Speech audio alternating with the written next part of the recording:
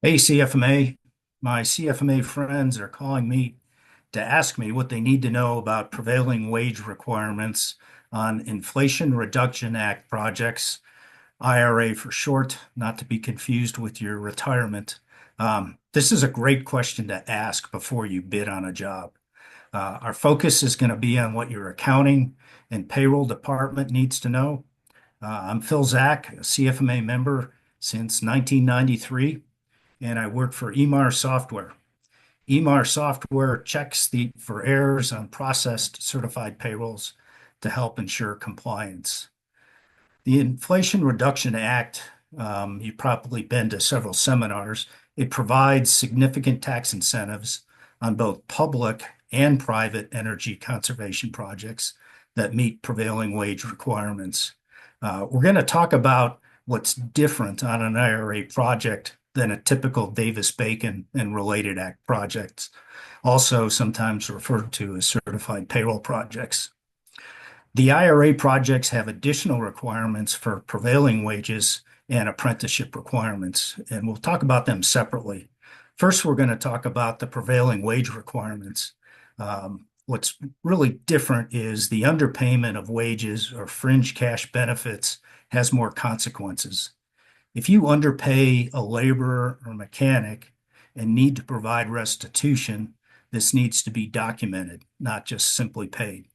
If you underpay and do not correct it in your current pay period, you'll need to add interest at the rate of the federal short-term rate plus 6%. Very different than a regular Davis-Bacon. The interest amount is calculated on a daily basis from your original check date until payment is made. It gets worse. If you don't make correct restitution plus interest in the month following the quarter the underpayment occurred, there's a $5,000 penalty per employee. $5,000. The penalty is not due at the time of the incurrence. However, the penalty will reduce the value of the tax credit or deduction. And there are consequences of not paying the penalty before filing versus paying after an audit. That's the big difference in prevailing wage. Now let's talk about the apprenticeship requirements. These requirements carry an additional significant responsibility compared to the Davis-Bacon and related acts. The daily requirement of journeyman to apprentice hours is the same as in Davis-Bacon. However, in Davis-Bacon, there are no apprentice hours required on Davis-Bacon projects. On IRA projects, there's a requirement that at least 15% of total labor hours must be approved apprentice hours. The 15% requirement is a project requirement, and it's not a daily, weekly, or subcontract requirement. And again, it needs to be an approved apprentice who's part of an approved training program and holds a certificate. There's another requirement that any contractor or subcontractor on the project with four or more employees must have an approved apprentice. The four or more employees is a cumulative number of different employees during the project. So it's not a daily requirement, but it looks at all employees from the company on the project, not just a daily with four.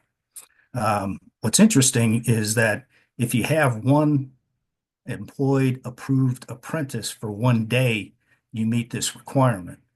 Now, I'm guessing your general would want you to be closer to the 15% of total labor hours, but that's a separate issue. Again, that's a project issue, not a subcontractor issue. If you're unable to hire an approved apprentice, there's a process called a good faith effort to meet the requirement. We'll talk about that process and other documentation needed in our next Hey CFMA. If the 15% apprentice hours to total hours is not met, there's a $50 an hour penalty on the shortfall of hours to meet the 15%. Similar to the restitution penalty, it's due at the time of filing and will impact the tax or cost refund. Wrapping things up, it's really critical for you to understand your responsibilities and your contract liability for penalties on the project. The entity receiving the credit is ultimately responsible. However, it's more likely than not that that responsibility is going to flow down to you and your company and your subs. There will be a follow-up Hey CFMA on the good faith effort and documentation that's needed and not required on Davis-Bacon related acts. So thank you, CFMA, and we'll catch up with you on the next Hey CFMA.